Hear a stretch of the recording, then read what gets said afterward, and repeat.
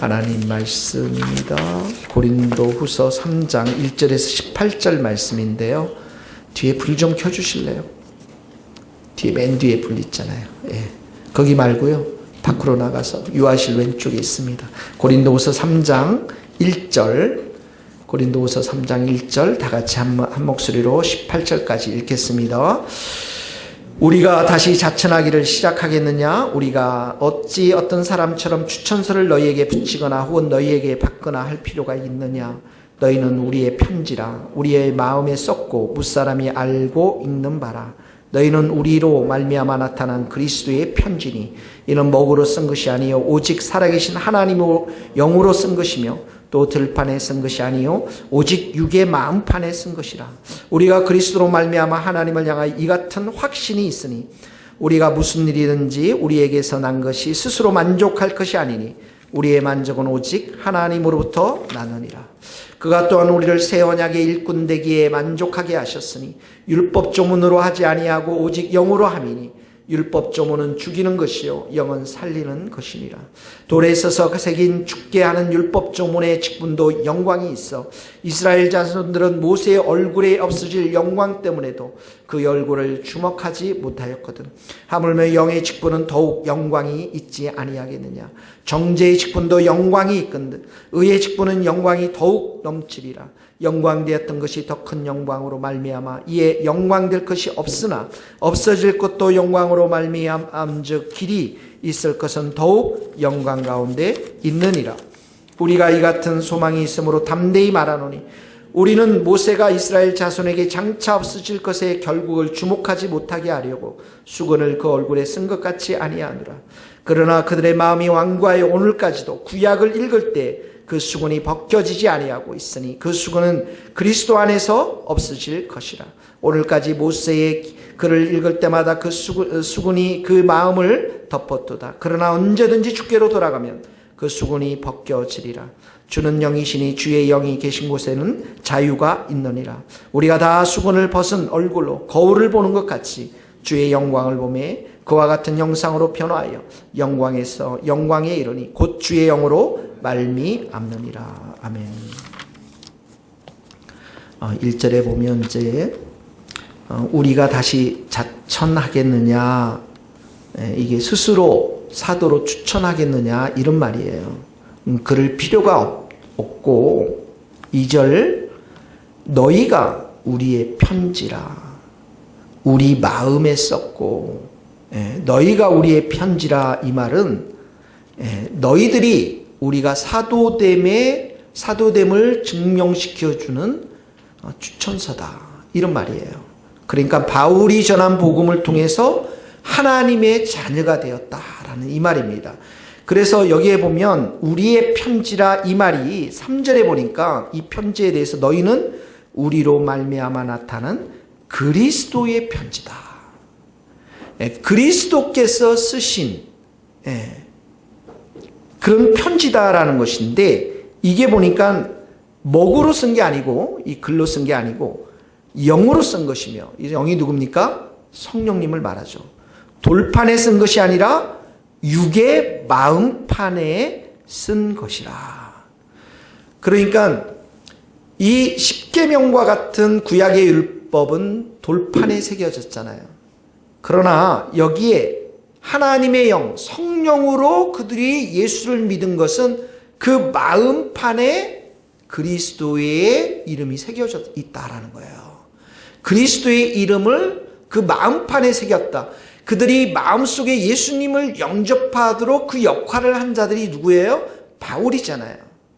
그러니까 바울이 이 사람들이야말로 예수를 믿는 이 사람들이야말로 우리가 이렇게 스스로 사도됨을 추천할 수 있는 편지다 이 말입니다.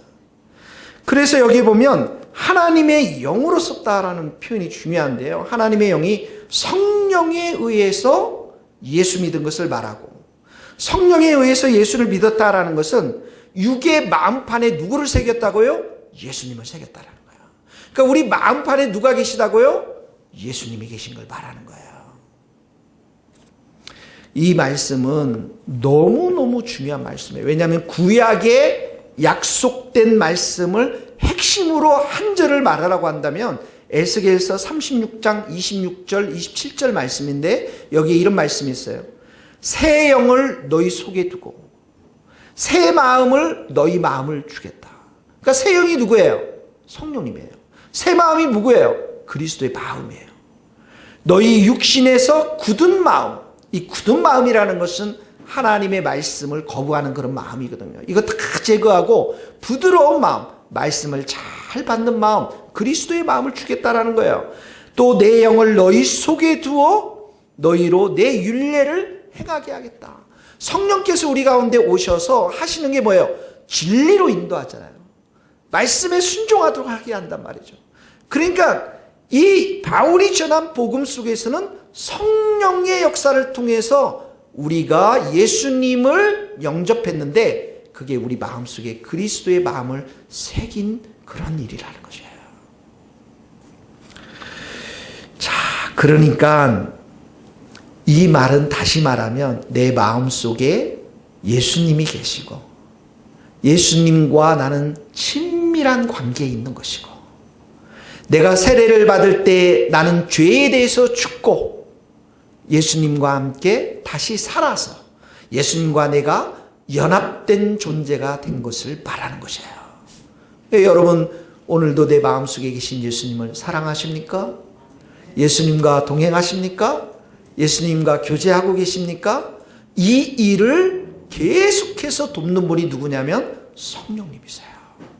그래서 자 여기서 보면 6절에 보세요. 6절에 보면 우리가 이 새 언약 이렇게 성령과 그리스도의 마음을 가진 이 새 언약의 일꾼이 되었는데 율법 조문 율법으로 하지 않고 율법은 뭐예요?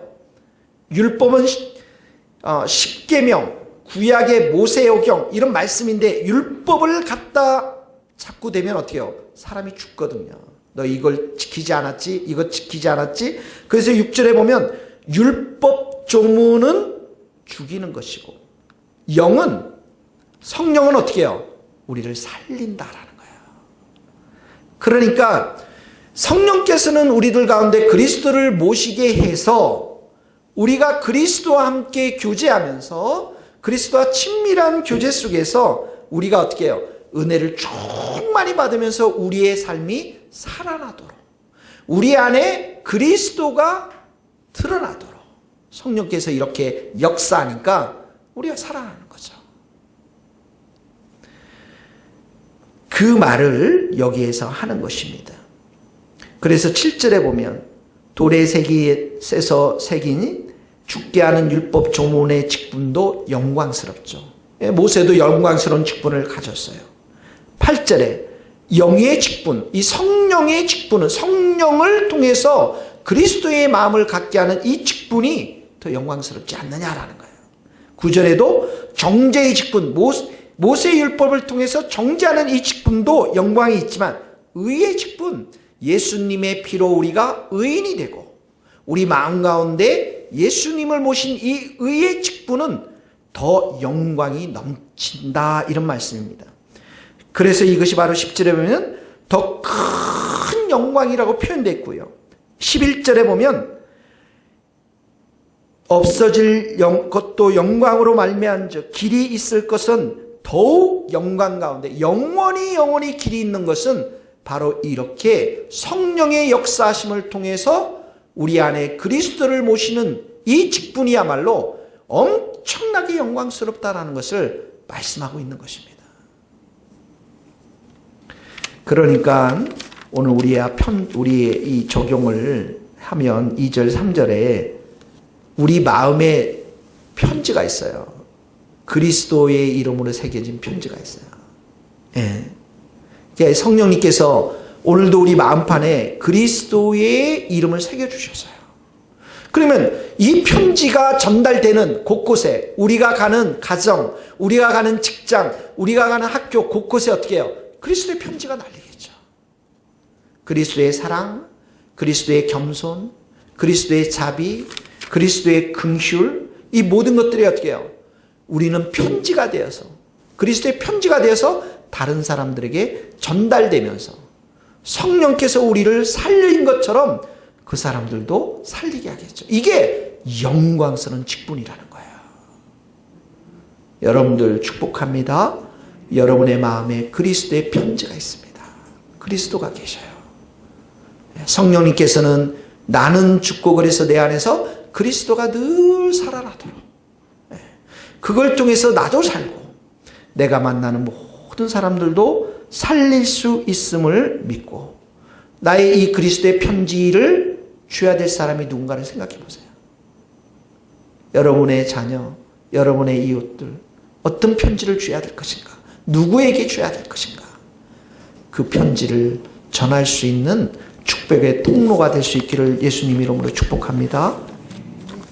그리고 나서 이제 뒷부분에 보면 이렇게 나와 있습니다. 14절 보면, 14절에 그들은 이스라엘 백성들을 말합니다. 마음이 완고하다. 이 완고하다라는 것은 아까 구약에 읽었던 굳은 마음이에요. 돌 같은 마음. 하나님의 말씀을 거부하는 자들, 하나님의 영광을 거부하는 자들, 그래서 자기 생각과 자기 고집으로 아주 똘똘 뭉친 자들, 이 마음이 완고한 자들, 이 완고하여 오늘까지도 구약을 읽을 때 수건이 벗겨지지 아니하고, 이 구약을 읽을 때 수건이 벗겨지지 않았다라는 것은 여전히 모세의 율법에 이 사람들이 자신의 삶에 헌신하고 있었다라는 것입니다. 그러니까 율법대로 살았지만 율법이 주는 건 뭐예요? 늘 정죄함이거든요. 율법을 가지고는 우리가 하나님과 친밀한 관계를 맺지 못하거든요. 그런데 14절 보세요. 이 율법이 그리스도 안에서 없어진다. 이게 뭡니까? 예수님의 보혈, 우리가 깨끗하게 되고 예수님을 나의 구원자로 모시고 살 때 하나님 앞에 나갈 수 있는 걸 말하는 거거든요. 그러니까 율법은 예수님께로 인도하는, 뭐라고 그랬어요? 옛날은 이제 몽학선생이라고 하는데 요즘 현대성경은 다른 말 표현돼 있어요. 몽학선생이 아니라 인도하는 자에 불과한 거예요. 그러니까 그리스도의 앞에 나가니까 이 율법의 모든 것들이 다 벗겨지는 거죠. 왜 그렇습니까? 예수님이 율법의 마침이 되셨잖아요. 십자가를 통해서 율법을 지키지 못하는 우리의 모든 죄를 다 가져가셨고, 우리는 예수님을 믿음으로 인해서 이 율법을 행해야 된다는 요구가 다 벗겨진 거거든요. 그래서 15절에 그런 말이 있습니다. 모세의 글을 읽을 때 수건이, 그 율법의 수건들이 그 마음을 여전히 덮고 있고요. 이스라엘 백성들은. 그러나 언제든지 주께로 돌아가면, 이게 뭐예요? 회개인 것입니다. 예수님 앞으로 돌아가면 예수님의 십자가의 보혈, 십자가의 그걸 받아들이면 어떻게 해요? 수건이 벗겨지는 거예요. 율법으로부터 자유케 되어진다는 거예요. 율법으로 더 이상 우리가 구원받을 수 없다는 그 사실들을 내가 경험하면서 주께서 주시는 보혈의 은총을 통해서도요, 정죄함이 사라진단 말이에요. 정죄함이 사라지는 거예요. 누구든지 그리스도 예수 안에 있으면 새로운 피조물이라고 그랬잖아요. 누구든지 그리스도 예수 안에서 결코 정죄함이 없나니, 이는 그리스도 예수 안에서 생명의 성령의 법이 죄와 사망의 법에서 너를 자유케 했다라고 그러잖아요. 그러니까 주께로 돌아가면 자유를 주세요. 율법으로부터 자유, 죄로부터 용서. 그래서 17절 같이 읽어봅시다. 시작. 주는 영이시니 주의 영이 계신 곳에는 뭐가 있다고요? 자유가 있는 거예요. 정죄함이 없는 거예요. 사망과 죄와 사망이 주는 그 얽매였던 무거운 짐들이 다 풀어지고 해방되어진다라는 것입니다. 성령께서는 계속 그렇게 우리를 살려주십니다. 우리의 영을 살려주시고 우리의 하나님으로부터 무지한 것들을 해방시켜 주시고 하나님을 더욱더 알게 하시고 그분의 사랑을 깨닫게 하시고 더 친밀하게 가까이 나가도록 우리를 도우시고 그 가운데서 우리로 하여금 어떻게 해요? 점점 자유케, 어떻게 그 보좌 앞으로 하나님 앞으로 나아가서 마음껏 담대히 교제하도록 자유를 주신다는 거예요. 그래서 18절의 말씀이 있는 거예요. 우리가 주의 영광을 보매, 이제는 하나님의 영광을 볼 수가 있어요. 왜? 하나님의 보좌 앞에 나갈 수 있으니까. 우리가 자유를 얻었기 때문에 예수님이 주신 그 자유를 가지고 마음껏 기도로, 찬양으로, 예배로 하나님 앞에, 보좌 앞에 나가면 어떻게 해요? 주의 영광을 본단 말이죠. 그래서 그 영광을 보매 그와 같은 형상으로, 하나님의 형상으로, 그리스도의 형상으로 우리가 변화되면서 어떻게 해요? 영광에서 영광에 이른다. 지금은 우리가 이 영광이 충만히 볼 수 없지만 천국에 가면 어떻게 해요? 충만히 다 보기 때문에 우리도 주님처럼 그 영광스러운 충만한 모습으로 변화된단 말이에요. 지금은 우리 안에 죄가 있기 때문에 죄가 주는 아픔들이 있어요. 수치가 있어요. 부끄러움이 있어요. 여전히 추악함이 나한테 좀 있는 건 사실이에요. 그 영광을 완전하게 우리가 소유하지는 않았어요. 그러나 우리가 주 앞에 갈 때마다 성령은 우리를 자유케 하시고 그 하나님의 보좌 앞에서 주의 영광을 본단 말이죠. 믿음의 눈으로 본단 말이죠. 그러면 우리가 주님께서 영광스러운 모습으로 계신 것처럼 우리도 그렇게 변화될 줄로 믿습니다. 우리의 마음이 변화되고 우리의 속사람이 변화되고 우리의 얼굴이 변화되고 우리의 믿음이 변화되고 우리가 주님을 사랑하는 그 마음이 변화되고 우리가 주님을 더 간절히 찾고자 하는 마음들로 변화되고 이게 주의 영광으로 우리가 변화되어지는 거예요. 그러니까 교회는 뭐예요? 성령의 역사를 통해서 우리 마음에 그리스도의 편지가 있는 자들이고, 그리고 교회는 또 성도는 누굽니까? 그리스도 안에 우리의 무거운 완고한 짐들 이런 것들이 다 벗겨지고 언제든지 주께로 돌아가 성령이 주시는 자유를 통해서 영광스럽게 변하는 성도들이 많아야 되는 것이 교회이고 성도의 모습인 것이에요. 두 번째 적용 14절 보세요. 마음이 완고하다고 그랬어요. 여러분이 그리스도 안에서 14절 없어져야 될 것, 16절 내가 주님 앞에 돌아가야 될 것, 내가 이런 완고함들, 이기심들, 교만함들, 주님 앞에 여전히 나가지 못하게 하는 것들, 이 모든 것들을 오늘도 회개하고 주 앞에 나가서 성령님이 주시는 그 자유함을 통해서 마음껏 담대하게 하나님 보좌 앞에서 주의 얼굴을 구하고 주의 영광을 구하는 우리 모든 성도들 될 수 있기를 예수님 이름으로 축복합니다. 기도하시겠습니다. 하나님 감사합니다.